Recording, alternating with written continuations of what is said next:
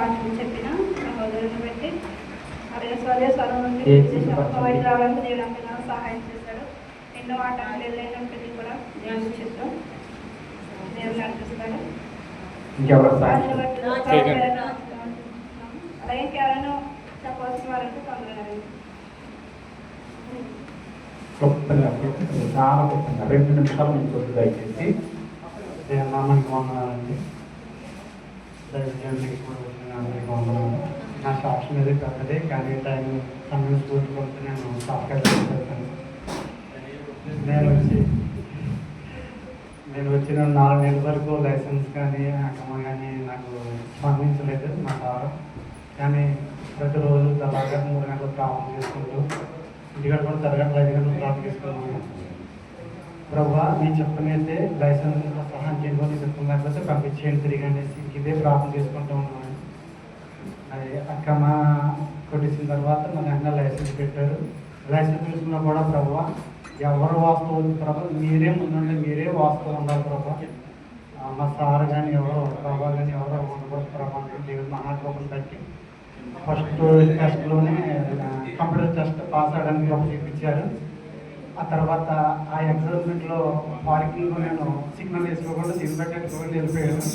దాన్ని ఫెయిల్ అయిపోయాను.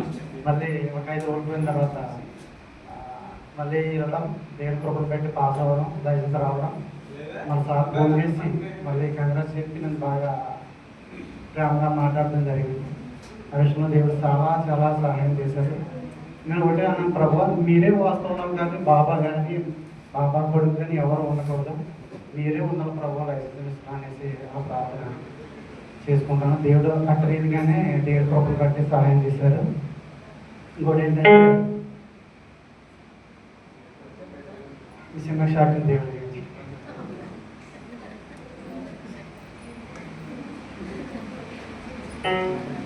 అందరికీ వందనాలండి. నాదైతే సాక్ష్యం అయితే కాదు, ఒక విజ్ఞాపన. మా ఆయనకి ఇంకా 2 డేస్ ఉంది అక్కమ్మ రిన్యూల్ చేయించడానికి. మాకు వీసా తీసిన అతనైతే జైల్లో ఉన్నాడంట. కానీ ఆ కఫీలు ఎవరో మాకు ఎంతవరకు తెలియదు. తన అడ్రస్ కూడా మాకు తెలియదు. జహరా అని మాత్రమే మాకు తెలుసు. అతను మాకు వీసా ఇచ్చిన అతన్ని మాకు అక్కమ్మ కొట్టండి డబ్బు రెడీగా పెట్టుకున్నామంటే కూడా అతను 2 రోజులు ఆగండి 3 రోజులు ఆగండి అని అంటున్నాడు. మరి ఇక్కడ సిచ్యువేషన్స్ అయితే ఏం బాగలేదు. ఇంటికి వెళ్ళలేని స్థితిలో కూడా ఉన్నాం. ఇప్పుడు ఇంటికి వెళ్ళాలంటే 400-300 లేదు, ఇంటికి వెళ్ళలేని పరిస్థితి. కానీ అంత స్తోమత అయితే మాకు లేదు. మీరు మాకు ఏ కష్టం వచ్చినా మీ అనుదిన ప్రాంతంలో ప్రతి ఒక్కటి మీరు జ్ఞాపకం చేసుకొని మాకు మీరు తోడుగా అండగా ఉన్నారు. నా భర్త విషయంలో కూడా మాకు అక్కమ్మ తీసిచ్చిన అతను రెస్పాండ్ అయ్యి తన మారు మనసు కలిగి మాకు ఈ 2 రోజుల టైం ఉందండి. ఈ 2 రోజుల టైం అయిపోయిందంటే మరి ఎలా ఉంటుందో చెప్పలేము పరిస్థితి. మీరు దయచేసి మీ అనుదిన ప్రార్థనలో నా భర్త గురించి జ్ఞాపకం చేసుకోండి. మరి మా దగ్గర డబ్బు ఉండి మాకు అన్నీ ఉండి కూడా మేము అక్కమ్మ కొట్టించుకోలేకుండా ఉన్నాము. మరి ఈరోజు సాయంత్రం వరకు టైం పెట్టాడు. అతను ఎంతకాడికి ఇంటికి వెళ్ళిపోండి నేను సూన్ మీద ఇస్తానని చెప్పి అంటున్నాడు. ఇప్పుడు నమ్మే పరిస్థితి అయితే ఎవరికి లేదు. కానీ ఏం చేయాలో కూడా అర్థం కావట్లేదు. నా అక్కమ్మ మొన్నటికి అయింది, ఇప్పుడు మళ్ళీ మా ఆయనకి వచ్చింది. అదైతే మాకు చాలా కొంచెం క్రిటికల్గానే ఉండాలి. మీ అనుదిన ప్రార్థనలో కొంచెం జ్ఞాపకం చేసుకొని వాళ్ళు మారు మనసు కలిగి మా ఆయనకి అక్కమ్మ కొట్టి ఇచ్చే విధంగా మీరు మీ వ్యక్తిగత ప్రార్థనలో ప్రార్థిస్తారని చెప్పని నమ్ముతూ ఈ చిన్న విజ్ఞాపన మీకు చెప్పి అడిగి వేడుకుంటున్నాను.